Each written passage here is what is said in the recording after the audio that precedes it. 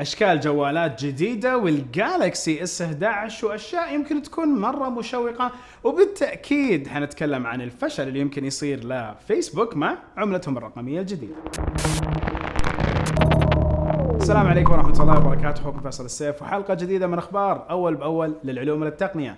أبدأها بأول خبر وأتكلم على السامسونج جالكسي اس 11 وتأكيدات عن الجوال القادم اللي حيحوي 3 كاميرات في الجهة الأمامية في نسخة البلس. النسخة حقت البلس تعودنا عليها يكون فيها أكمل الخصائص، واللي نقدر نقول أكثر الخصائص اللي يحرصوا عليها. فهنا بهذه المرة بجوال الاس 11 حيكون فيه 3 كاميرات أمامية، فهنا الحمد لله أخيرا ترجع إمكانية التعرف على الوجه بأكثر من كاميرا. تحديد هذه الكاميرات واحدة منهم بزاوية عريضة، ولكن الثانيات ما عرفنا وضعهم كيف حيكون، بالذات انه في مطلب ضخم لإعادة الفيس ريكوجنيشن والتعرف على الوجه على نفس جوال الاس او على نفس سلسلة الاس، مو بس جوال الاس 11. فالحين نتكلم على هذا السلسلة الجديدة الجاهزة، هتكون في بداية عام 2020 بإذن واحد أحد على شهر فبراير. الخصائص الأخرى المتوقعة لهذا الجهاز أكيد أيضا يكون في 4 كاميرات خلفية، فهنا نعطي مجمل 7 كاميرات في جوال واحد. أيام غريبة. 7 كاميرات في جوال واحد، وأيضا نعتمد على تطور في المعالج، وبالتأكيد منفذ السماعة للأسف حيروح. هذا الشيء تبعات لروحة منفذ السماعة اللي موجودة في سلسلة النوت، فيبغانا ننتظر ونشوف بإذن واحد أحد. وأكيد في الأخوان الآخرين اللي موجود عندكم الاس 11 والاس 11 اي. الاس 11 اي حيحصل على كاميرا واحدة أمامية، والاس 11 حيحصل على كاميرتين أمامية، وهذه الأوامر كلها أو التسريبات كلها بتتأكد إن شاء الله قربنا على يوم المؤتمر وحضرناه بإذن واحد أحد. وقبل ما أكمل على سامسونج جاب خاطري السؤال أسأله. بنك الخليج بداية السنة صار في الاختراق بعدين حللوا وعطى تفاصيل أكثر بنك الخليج فيه، وقال إنه ما هو باختراق، مجرد خلل وما خلل، ولكن كان اختراق حسب بعض وسائل الإعلام. هل ترى إنه الاختراقات في البنوك بالذات حتأثر على السمعة، أو حتأثر على السمعة وأيضا حتأثر على الأسهم والقدرة، وكيف الناس شايفة المنظومة حقت البنك هذا نفسه؟ يعني أنت لو عارف إنه بنك صار فيه اختراقات، هل ممكن تحط فلوسك فيه ولا لا؟ شارك في الاستفتاء. واستمر مع سامسونج، ولما نتكلم على جوالات الفولد اللي نزلت في السوق السعودي بشكل رسمي. نتكلم الحين عندنا النسختين اللي موجودة باللون الفضي واللون الأسود. النسختين واحدة خاصة فيني واحدة ترجع لنفس شركة سامسونج، ولكن نتكلم على التجربة المبدئية والشاشة هذه اللي تنطوي والتعرف على الوجه. لما رجع مسألة التعرف على الوجه ورجعت لي الخاصية مع نفس هذا الجهاز بوجود الحساسات هذه اللي موجودة في الجهة الأمامية، بصراحة نوعا ما ارتحت وعلى طول فعلتها وما فعلت البصمة والأشياء الأخرى.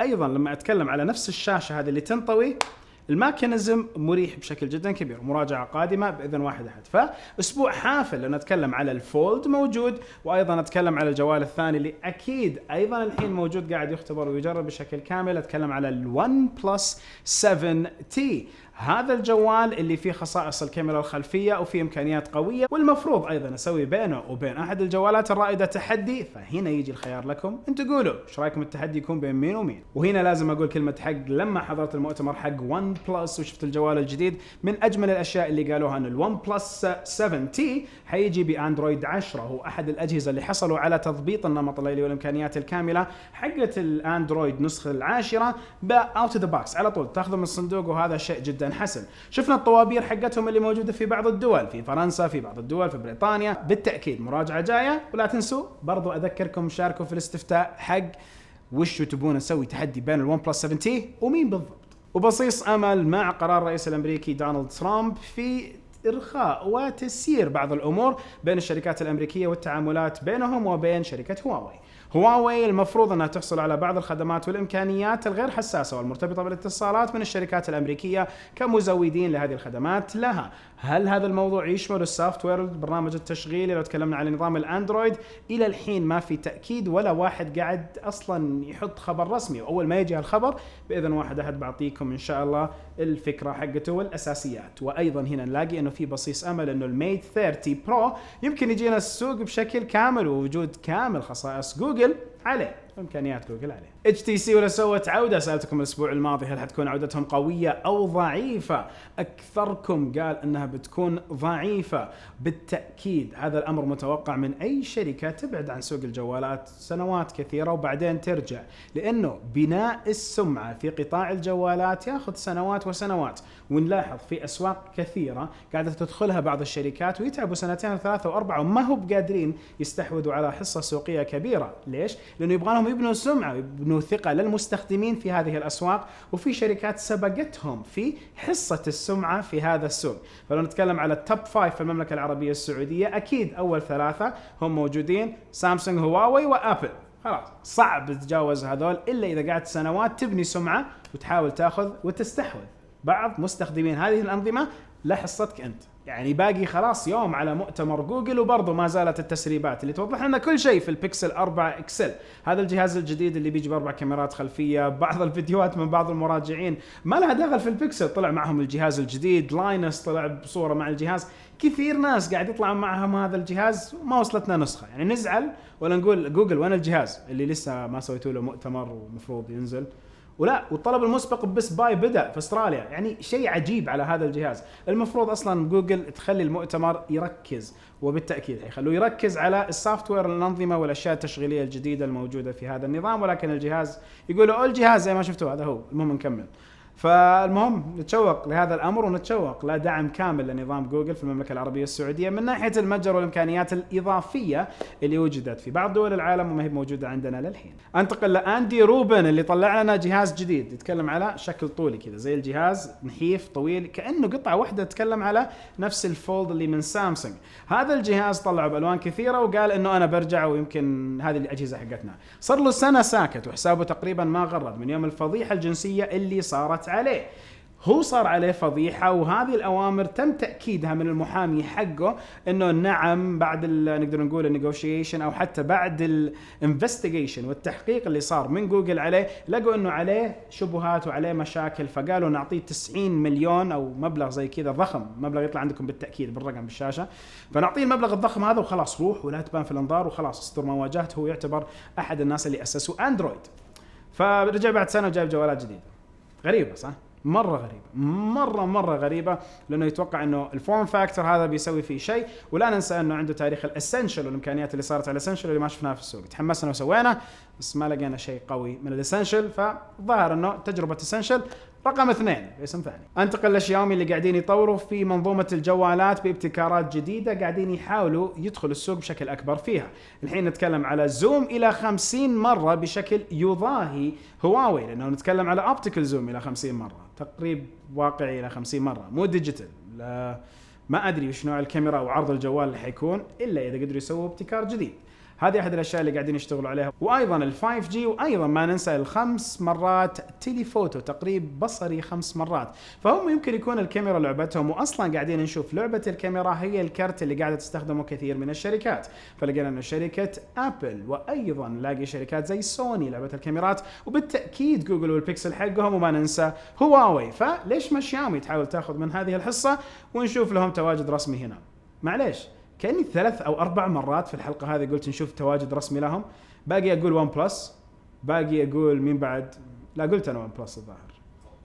أوبو، إيه أوكي، لا أوبو وضعهم ماشي. أحمد يقول لي أوبو وضعهم قاعدين يحاولوا. الاستفتاء اللي توقعنا جوابه لما قلنا وش رايكم، تبون الجوالات او تفضلون الجوالات بالوضع الليلي، اكثركم قال نعم 77%. فبالتاكيد الوضع الليلي يعطي محاسن جدا كبيره، راحه للعين، استهلاك اقل للطاقه، وايضا شيء كول جديد طالع قاعد يغير لنا الواجهه شوي. فبالتاكيد الوضع الليلي هو الاقرب لنا، والوضع التلقائي ما هو بالشيء الاقرب كتفضيل، ولكن وضع ليلي دائم شيء كويس. ليش لا؟ كل التطبيقات المفروض تصير زي كذا. انتقل على جوجل ستاديا، والمفروض اللي هي خدمه الالعاب عن طريق البث، وهذه الخدمه المفروض انها تنافس اقوى شركات الالعاب. لو اتكلم على الاكس بوكس والاكس كلاود حقتهم، واتكلم عن الخدمات الثانيه اللي المفروض تكون خدمات بث ولعب اثناء البث. سوني واكس بوكس او سوني مايكروسوفت اكس بوكس وايضا نتكلم على نينتندو سووا زي التحالف. فجوجل قالت انا ابغى اسخر الذكاء الاصطناعي واضبط وقت التاخير الليتنسي، واحاول اسوي شيء اسمه نيجاتيف ليتنسي، يعني تستبق التاخير قبل ما يصير في نفس الخط، ويخلي الذكاء الاصطناعي يعرف كل لاعب وتوصيلته مع ستيديا مع نفس الكلاود، ونقدر نقول السحابه حقتهم وقواعد البيانات الضخمه.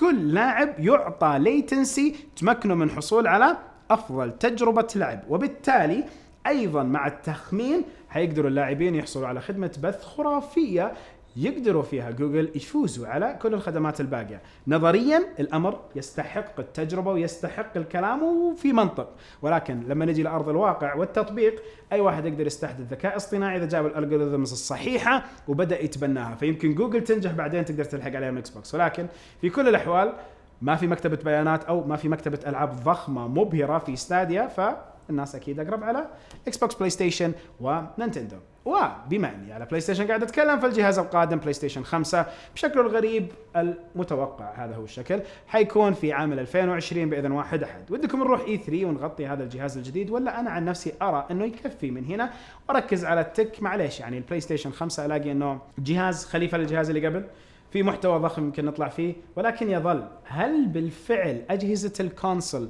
ما زال لها اهميه ضخمه زي ما كان اول؟